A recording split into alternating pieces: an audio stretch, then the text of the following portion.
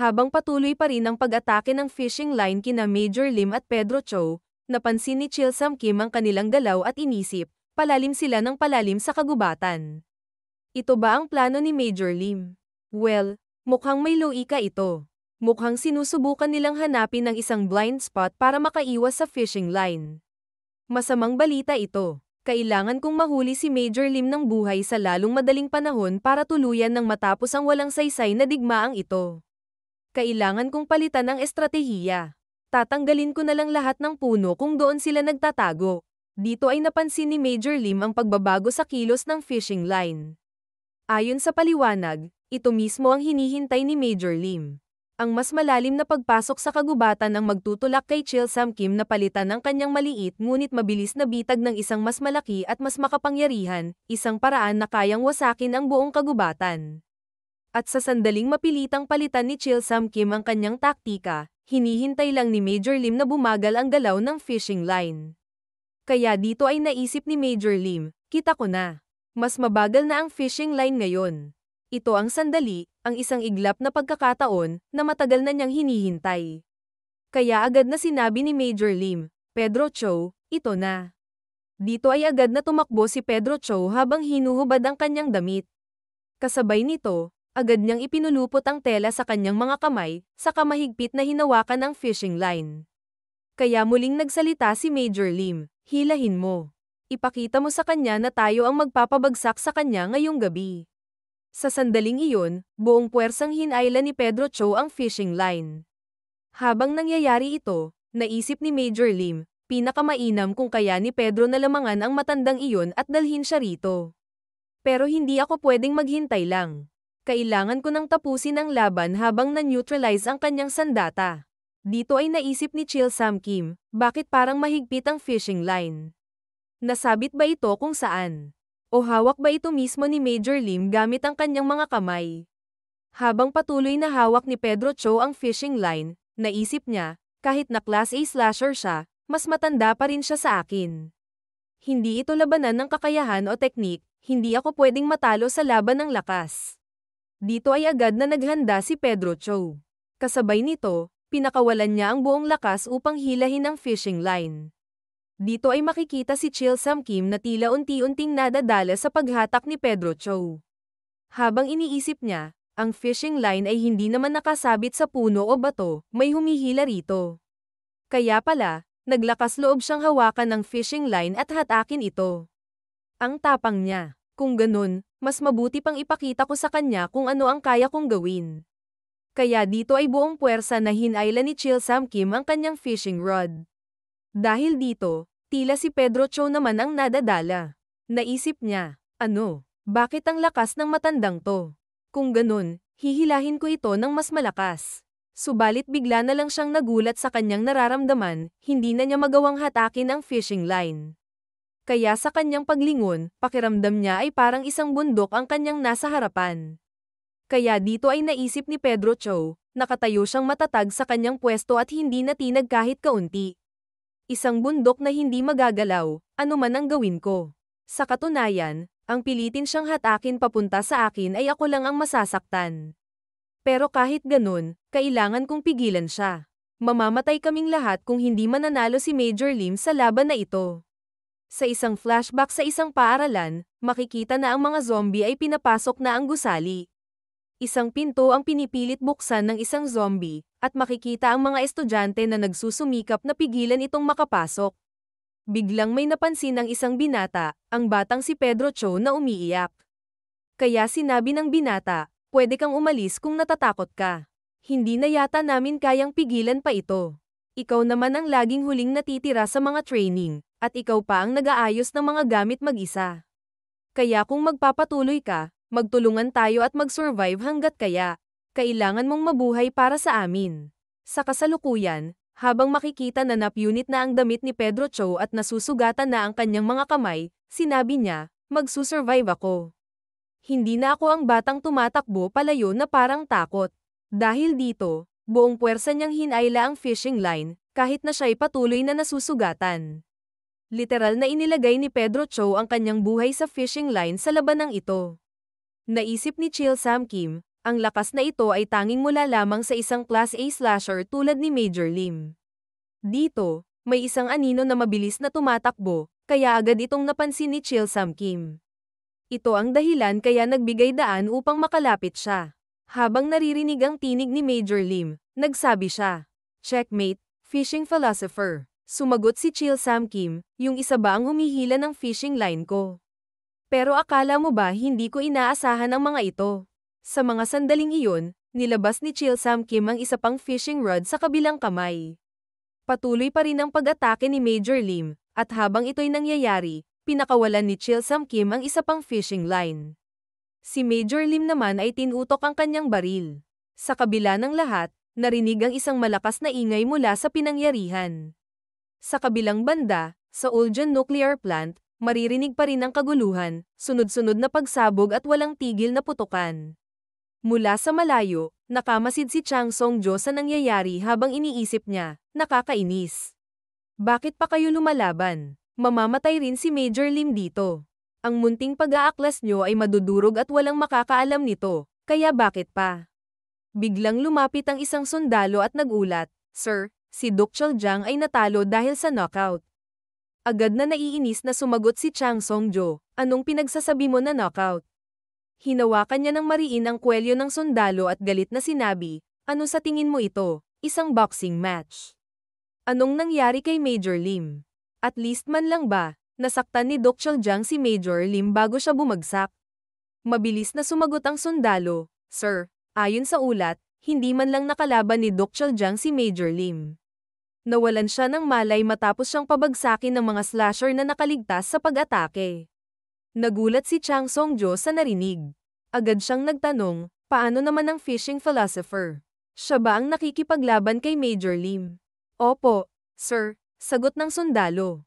Pero ayon sa ulat, nahihirapan din siya. Sa galit, agad na inihanda ni Chang Song-jo ang kanyang kamay at sunod-sunod na sinampal ang sundalo. "Ilang beses ko bang sinabi na si Major Lim lang ang kailangang patayin? Ganun ba kahirap tapusin ang trabaho?" Matapos pagsasampalin, binitiwan ni Chang Song-jo ang sundalo at agad na nagutos sa isa pa.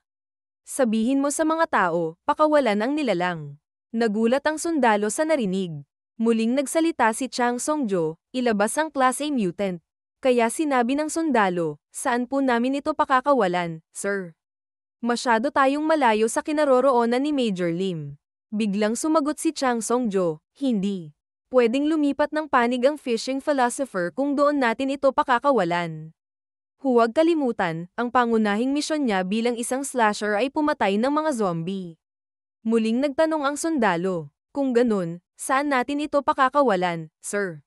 Biglang napatingin si Chang Song-jo sa ibaba, kung saan nagaganap ang matinding labanan, at agad niyang inutusan, "Doon mo pakawalan ang halimaw sa kanila." Nagulat ang sundalo, "Ano? Pero paano naman ang mga tauhan natin?" Hindi pa niya natatapos ang sasabihin nang bigla siyang binaril ni Chang Song-jo. Dito ay nagulat ang isa pang sundalo sa ginawa ng kanilang commander. Sa seryosong tono, inutusan siya ni Chang Song-jo, "Pakawalan ang nilalang. Aagawin nito ang atensyon ng mga kalabang slasher, at kapag nangyari yun, tirahin mo silang lahat." Dahil sa takot, agad na sumunod ang sundalo sa utos. Dito ay nagmamadaling tumakbo ang sundalo upang sundin ang utos ni Chang Song-jo. Bago man ito makalayo, sinabi ni Chang Song-jo, "Inatasan akong pabagsakin si Major Lim at ang mga rebelde. Hindi ko hahayaang mapahiya ako sa misyon na ito, naiintindihan mo ba?" Ilang sandali ang lumipas nang marating na ng sundalo ang lokasyon. Dito ay tila may isang bagay siyang pinagmamasdan. Sa kanyang harapan, makikita ang isang napakalaking bagay, kasabay nito, lumantad ang isang dambuhalang kulungan na gawa sa bakal. Dito ay makikita ang isang lock mula sa labas, kaya agad na kinuha ng sundalo ang susi nito. Subalit nang akmang bubuksan na niya ito, isang sundalo ang sumita sa kanya. "Seryoso ka bang bubuksan mo yan?" Isa pang sundalo ang nagtanong, "Inaprubahan ba talaga yan ni Lieutenant Colonel Chang Song-jo?" Sumagot ang sundalo, "Oo, napagpasyahan niyang ito lang ang natitirang paraan." Kaya sinabi ng isa pang sundalo, "Sandali lang, alam ba niya kung ano ang nakakulong dyan?" Pinigil siya ng sundalo bago mabuksan ang kulungan at ipinaliwanag, nagawang pigilan lang natin yan sa pamamagitan ng pagputol sa supply ng oxygen dahil hindi natin ito kayang patayin. Nasa loob niya ng isang Class A mutant. Ayon sa paliwanag, kakaunti lamang ang mga Class A mutant dahil sobrang hirap matugunan ang mga kondisyon para makabilang sa ganitong antas. Ilan sa mga pamantayang ito ay ang mga sumusunod. Una, isang mutant na nakapatay o nakapanghawa ng mahigit 200,000 katao. Pangalawa, isang mutant na mag-isa lamang pero kayang umasak ng mahigit 2 military regiments o may lakas na maihahambing sa isang buong corps. Pangatlo, isang mutant na naging dahilan ng pagguho o pagkasira ng maraming lungsod. Pang-apat, isang mutant na nakapatay ng isa o higit pang Class A slashers. Ang isang zombie ay ikinukonsiderang Class A mutant at isang banta sa sangkatauhan kapag natugunan nito ang alinman sa mga nabanggit na kondisyon. Ngunit ang Legionary ay nakapasa sa 3 sa mga pamantayang ito at kinilala bilang isa sa pinaka-notorious na Class A mutants sa kasaysayan. Nagawa ng Ministry of Defense na ISIL ang nilalang na ito kapalit ng libu-libong buhay ng mga sundalo at slashers. Ngunit ngayon, palalayain nila ito muli sa mundo, dahil lang hindi nila matanggap ang asong kumakagat sa leeg nila. Dito ay sinabi ng sundalo, alam ko na Class A mutant ito, okay. Pero kung hindi ko ito bubuksan, ituturing akong traidor at ilalagay nila sa panganib ang pamilya ko sa busan. Baka sakaling makagawa ito ng sapat na pinsala para mabago ang takbo ng labanan. Siguro naman may paraan ang ministro para kontrolin ito, kaya nga siguro isinama nila ito sa atin sa simula pa lang. Bigla na lang nagulat ang dalawa sa kanilang nakita. Habang makikita ang takot sa mukha ng sundalong nagbukas nito. Unti-unti silang napaatras, ngunit laking pagtataka nila nang makita nilang walang laman ang kulungan. Subalit sa isang iglap, isang mabilis na pagkislap ang bumungad sa kanila. Sa isang pag-atake, agad na binawian ng buhay ang 3 sundalo. At sa sandaling iyon, isang nakakatakot na nilalang ang lumitaw, nakalaya na ang mutant. Ipinakilala ito bilang The Legionary, isang Class A mutant. Dito ay napansin ng Legionary ang mga putukan na nagaganap hindi kalayuan sa kanya. Tila nainis ito habang binibigkas ang salitang, war. Samantala, abala ang mga sundalo ng Ministry of Defense sa kanilang operasyon. Isang sundalo ang sumigaw, reload. Bilisan ninyo. Mayroon tayong coordinates ng mga bunker ng kalaban. Makinig kayong lahat at i-adjust ang target, 3 klik pakaliwa. Subalit, bigla niyang narinig ang isang hindi pangkaraniwang ingay mula sa kanyang likuran. Sa isang iglap, isa-isa nang napugutan ng ulo ang kanyang mga kasamahan. Sa bawat pagpatay, maririnig ang Legionary na inuulit ang salitang, war. Ang paligid ay tila naging isang impyerno. Sa huling sandali, makikita na may butas na ang katawan ng sundalo. Ipinakita ang Legionary, na walang kahirap-hirap na pinatay ang mga sundalo. Dito, tila umabot sa rurok ang galit ng Legionary. Kasabay nito, may isang sundalo na tumakbo at sumisigaw ng saklolo, tinatawag ang iba para tulungan siya dahil may isang mutant sa lugar. Nakuha naman ang pansin ni Chol Gun-meng sa sigaw ng sundalo, ngunit nagulat siya sa kanyang nakita. Ang sundalo na humihingi ng tulong ay agad na tinapos gamit ang isang sibat. Ang 3 ay napatigil at nagtaka sa pangyayari. Ngayon ay kaharap na nila ang Legionary. Hindi nila makapaniwala sa kanilang nakita. Isang notorious na Class A mutant, na nabasa lamang nila sa mga aklat ng kasaysayan, ang nakatayo mismo sa kanilang harapan. Walang makapagsalita dahil sa takot na dulot ng di inaasahang surpresa. Dahil sa takot, nakapagsalita si Cho Won-sien at sinabi, hindi ko kayang paniwalaan, pinakawalan nila sa atin ang halimaw na yun. Habang nagsasalita siya, nakita niyang nasa harapan na nila ang Legionary. Ang mutant ay naglabas ng isang mabagsik na pagsigaw at nagsimula ng maghasik ng pagpatay. Ang mga hindi nakapag-react ay agad na napatay, habang ang mga nakapag-react naman ay nawalan ng mga kamay at paa. Dito ay nagsalita si Chol Gun-meng. Makinig kayong lahat. Itigil na ang digmaan. Kung gusto ninyong mabuhay, patayin ang mutant na yan bago pa kung ano ang pwedeng mangyari. Habang naghahanda ang 3 Class B slashers, makikita ang matinding galit ng Legionary. Sa kabilang dako, maririnig mula sa radio ni Chang Song-jo ang ulat, may mutant sa field. Uulitin ko, may mutant na lumitaw. Kasama niya ang sniper unit at sinabi ni Chang Song-jo. Magandang balita, makinig kayong mabuti. Lahat ng rebelde, pati na ang mga sniper, ay nakatutok sa mutant. Kaya ito ang pagkakataon nyo para kumilos. Abala sila sa laban sa mutant at malapit na silang matalo. Sniper, pabagsakin ang mga key units nila at tapusin na sila. Binitiwan ng sniper ang kanyang rifle at nagsalita. Sir, kung papatayin natin ang mga slasher nila, ang mga units natin doon ay magiging target ng mutant. Dapat natin munang siguruhing ligtas ang mga friendly forces. Subalit nagulat siya nang bigla siyang tinutukan ni Chang Song-jo ng baril. Seryosong sinabi ni Chang Song-jo. Isa na naman itong kupal na hindi sumusunod sa utos. Nagtatrabaho ka ba para kay Major Lim? Maririnig ang isang putok na nagpagulat sa mga kasamahan ng sniper. Dagdag pa ni Chang Song-jo.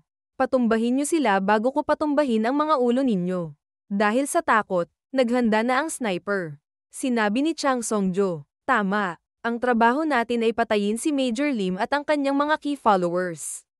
Pagkatapos niyan, babalik tayo sa Busan. Huwag mag-alala sa mutant at mag-focus tayo sa mga kalaban. Dito ay makikita na tila naghahanda na ang Legionary, kasabay ng paghahanda ng mga sundalo. Pagkatapos ay biglang tumalon ang Legionary, kasabay ng pagpapaulan ng bala ng sundalo. Kasabay nito, agad na inihanda ng Legionary ang kanyang armas upang umatake, bagay na ikinagulat ng isang sundalo sa kanyang nakita. Subalit, sa isang iglap, nailigtas ni Cho Won-siao ng sundalo ng Ministry of Defense mula sa tiyak na kamatayan. Dito ay makikita ang matinding banggaan ng kanilang mga armas. Kaya naman, naisip ni Cho Won-siao, napakalakas. Hindi ko ito kayang itulak palayo. Kung ganun, ililihis ko na lang ang kanyang sandata. Habang nakikita ang Legionary, tila nagtaka ito sa ginawa ni Cho Won-siao. Subalit, sa sandaling iyon, biglang naglunsad ng pag-atake ang halimaw, na labis na ikinagulat ni Cho Won-siao. Makikita ang napakabilis na pag-atake ng mutant, kaya naman naisip ni Cho Won-siao, akala ko ang shield ay para lang sa depensa. Ngunit bago pa man siya tamaan, mabilis na pinigilan ni Chol Gun-meng ang pag-atake ng mutant. Dahil dito, tila nagalit ang Legionary sa ginawa ng slasher. Agad namang nagsalita si Chol Gun-meng, ang pinakamagandang bagay tungkol sa humanoid mutants ay ang kanilang organ structures na halos kapareho ng sa mga tao. Dahil dito, agad niyang inatake ang tiyan ng mutant, na labis namang ininda ng halimaw. Muling naghanda si Chol Gun-meng para sa panibagong pag-atake habang sinasabi, mamamatay ka dahil sa pinsala sa iyong mga laman loob. Kaagad namang direktang tumama ang kanyang atake sa Legionary sa sandaling iyon. Dito ay makikita na naglabas ng dugo ang mutant, kaya naisip ni Chol Gun-meng, umubo ito ng dugo. Epektibo ba ang ginawa ko? Habang namimilipit ang mutant, bigla nitong inilabas ang napakahaba nitong dila. At sa dulo nito ay lumitaw ang isang nakakatakot na halimaw. Labis na nagulat si Chol Gun-meng sa kanyang nakita, habang paatake ang halimaw sa kanya. Naisip naman ni Cho Won-siao, sinusubukan nitong i-infect siya. Kaya agad siyang kumilos patungo sa mutant at hinawakan ang dila ng Legionary. Subalit, nabitawan niya ito dahil sa sobrang dulas. Dito ay ipinaliwanag, ang mga Class B slasher ay walang laban sa Class A mutants. Batay sa datos, wala pang nanalo sa ganitong laban. Biglang isang putok ng baril ang tumapos sa halimaw bago pa man makagat si Chol Gun-meng. Makikita si Sori Chang na siyang bumaril sa halimaw habang sinasabi, magtulungan tayo. Ako na sa cover fire, ituloy mo lang. Kailangan nating ipaglaban ang posisyon natin. Tayo ang sandigan ni Major Lim. Ipinaliwanag pa, gayunpaman, ang mga slasher na ito ay dumaan na sa lahat ng klase ng impyerno ng magkasama. Sa sandaling iyon, naisip ni Chol Gun-meng, kaya natin ito. At sa kanya sinabi, ang lakas nito ay nanggagaling sa hindi kapani-paniwalang bilis ng mga paa nito. Ang kailangan ko lang gawin ay pigilan ang galaw nito. Habang sinasabi niya ito, makikita si Sori Chang na naghahanda na rin para sa susunod na pag-atake. Habang iniisip ni Sori Chang, tapos na siya, biglang maririnig ang isang putok. Kasabay nito, isang malakas na pagkalabog ang umalingaw-ngaw. Dito ay makikita na biglang bumagsak si Chol Gun-meng, at kasabay nito ay agad siyang binawian ng buhay. Nagulat ang dalawa niyang kasamahan sa biglaang pangyayari, habang ang Legionary naman ay tila nagtataka rin sa nangyari. Napasigaw si Cho Won-siao, hindi. Sorry Chang, ano ang ginawa mo? Paano mo nagawang magkamali? Ngunit agad naisip ni Sorry Chang, hindi ako nagkamali, may ibang nagpaputok. May isang sniper na tumutok at bumaril sa kanya. Kaya agad niyang sinabi, hindi ako ang bumaril. Habang iniisip niya, ngunit sino? At bakit ngayon pa? Dito niya naalala ang sinabi niya noon kay Major Lim. Sa tingin mo ba talaga aatake ang mga awtoridad sa Busan? Balewalain ba nila ang ating babala tungkol sa pagpapasabog ng power plant at isugal ang isang ganap na digmaan dito? Sumagot si Major Lim. Paparating sila. Sabi ko na sa'yo, hindi na sila makapag-isip ng maayos dahil bulok na hanggang kaibuturan ang kanilang mga ulo. Sa kasalukuyan, tila napagtanto ni Sorry Chang ang lahat, kaya naisip niya, bakit papatayin ng isang slasher kung may Class A mutant na nasa harapan nila? Subalit biglang may napansin siya sa kalayuan. Dito ay makikita ang sniper unit ng Ministry of Defense na nakatutok sa kanya. Kasabay nito ay maririnig ang isang putok mula sa sniper. Habang tinamaan si Sorry Chang, naisip niya sa sandali na iyon, ganito na ba kalala ang mundong ito? Kaya ba kami nagsikap na baguhin ito? Major Lim, kailangan mong magtagumpay. Dito ay nakita ni Cho Won-sien ang pagkamatay ni Sorry Chang, at hindi siya makapaniwala sa kanyang nasaksihan. Subalit biglang umatake ang Legionary gamit ang kanyang shield, at direkta itong tumama sa kanya. Dahil sa lakas, halos tumilapon siya sa malayo.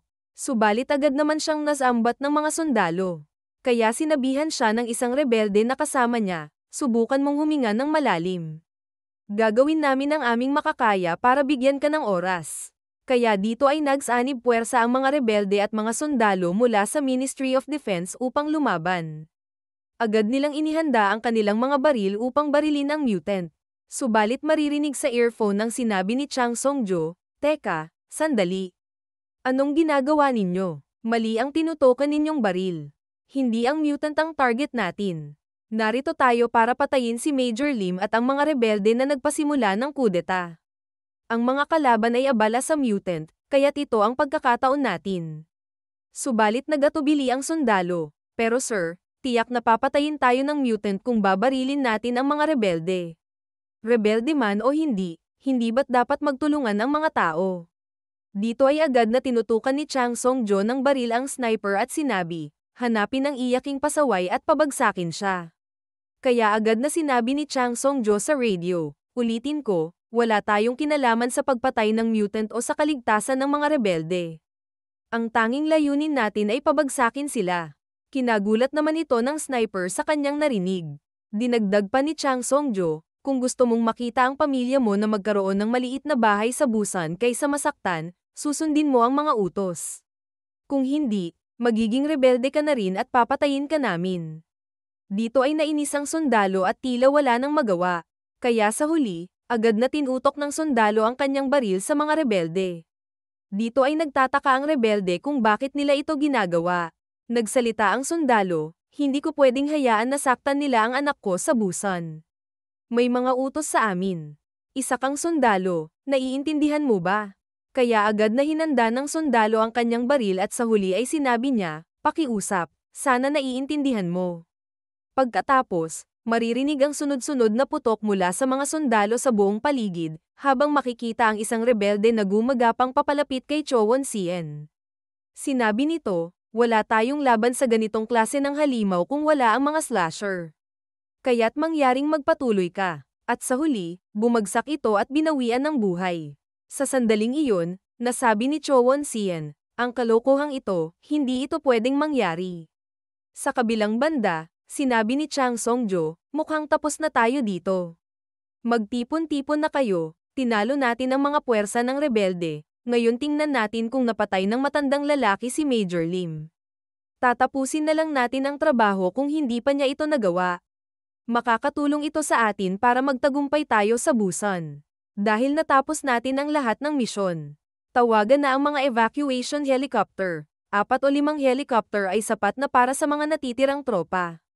Subalit, makikita ang isang anino mula sa kanilang likuran na nagsalita, saan kayo pupunta?